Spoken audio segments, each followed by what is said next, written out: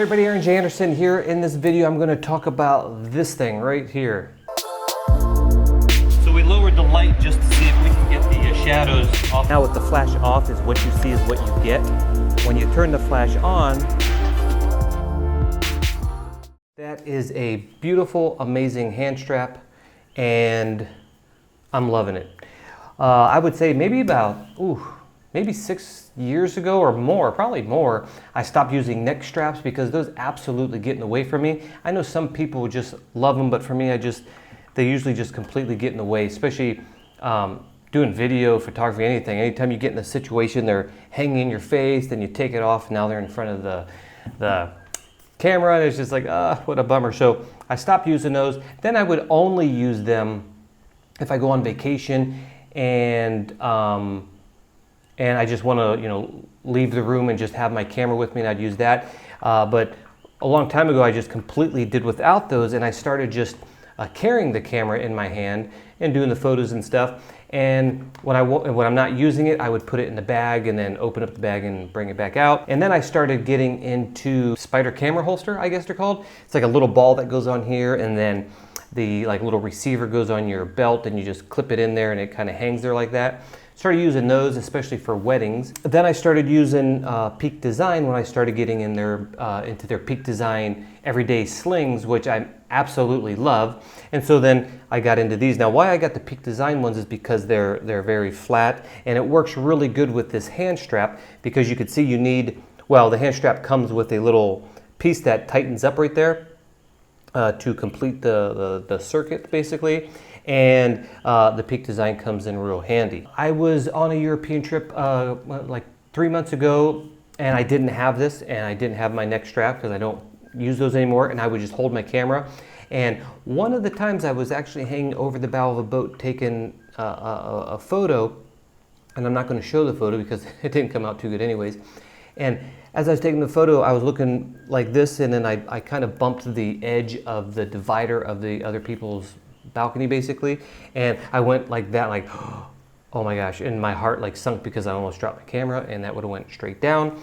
So I said, I need to get something. So then I started looking at like wrist straps, and wrist straps, I kind of poo-pooed that idea, because that means you'd have a wrist strap here connected to your camera, so if if it falls, it's hanging from there. But then once you have it on, you're kind of stuck with it.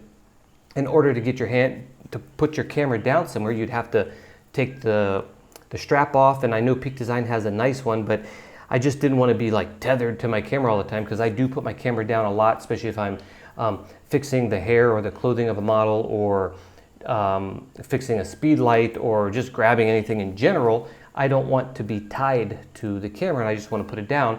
So then I started looking up, I said, well, why not just do like a hand strap? And I was looking up a lot of different hand straps, and most of them were really flimsy to where they would be kind of like that, right?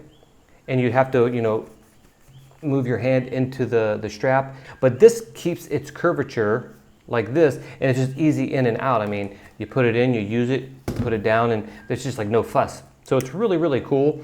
And now when you first put this thing on, the Sony a7 III, by the way, you don't want to like hold it like you think you would hold the grip and then tighten it down, because then what happens is, let me see if I can get this. Then what happens is you don't have no freedom your hand can't move around, So by setting it up, first you put this part on, and by loosening it up to a point to where I can just slide my hand out and move the buttons like this, and it doesn't impede me at all. But because it's loose, it's not a big deal, because I'm not carrying it like this.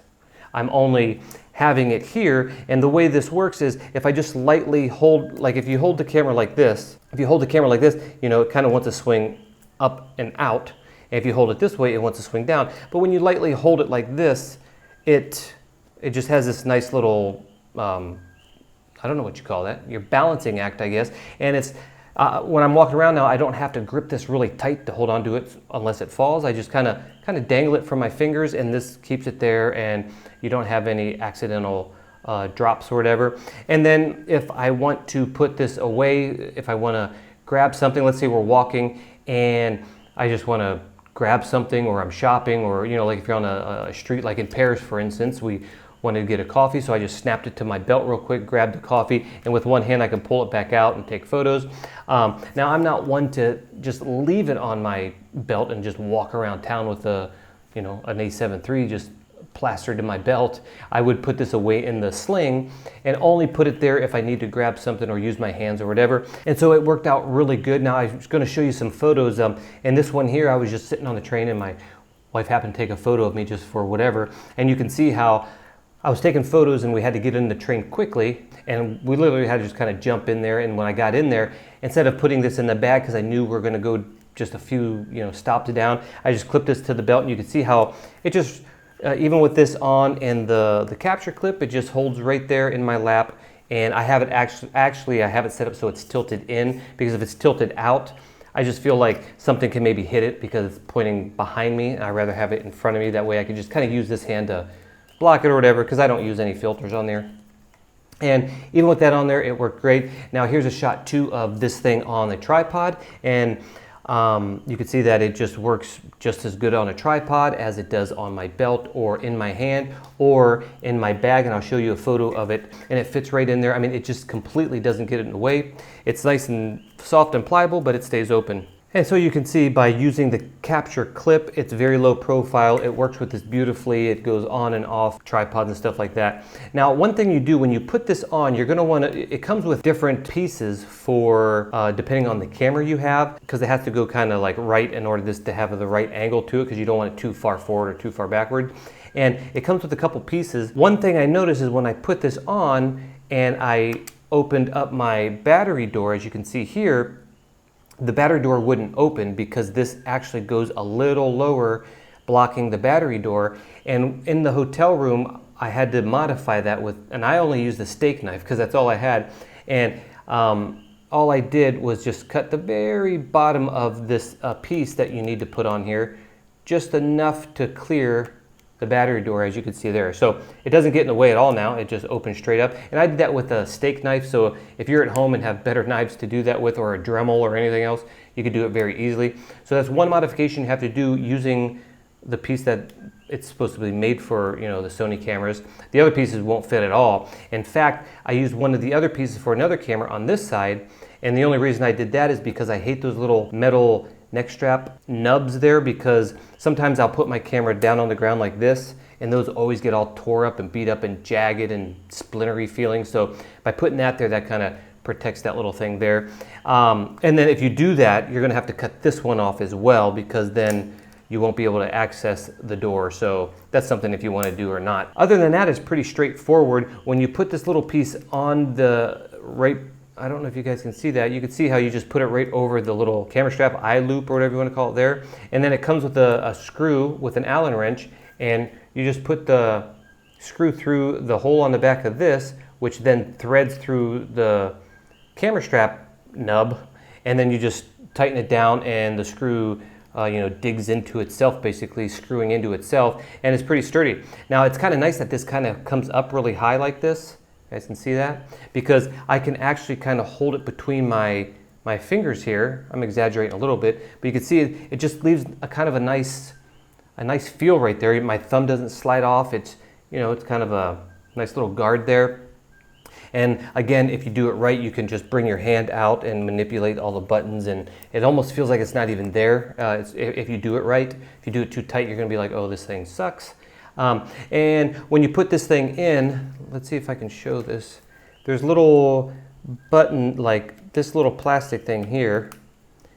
You see that? That actually threads through the bottom one and then comes up and around the one right above it, and then you just snap. I don't even know if you guys can see that. Then you just snap those down basically. You do this one first, and then once you have that, put your hand in here, and I would, to get the right size, put your finger on the shutter button and on the AF button like this, and then you can kind of put this on. It comes with, like I said, it doesn't come with this plate, but it comes with its own little screw if you don't have any plates on there.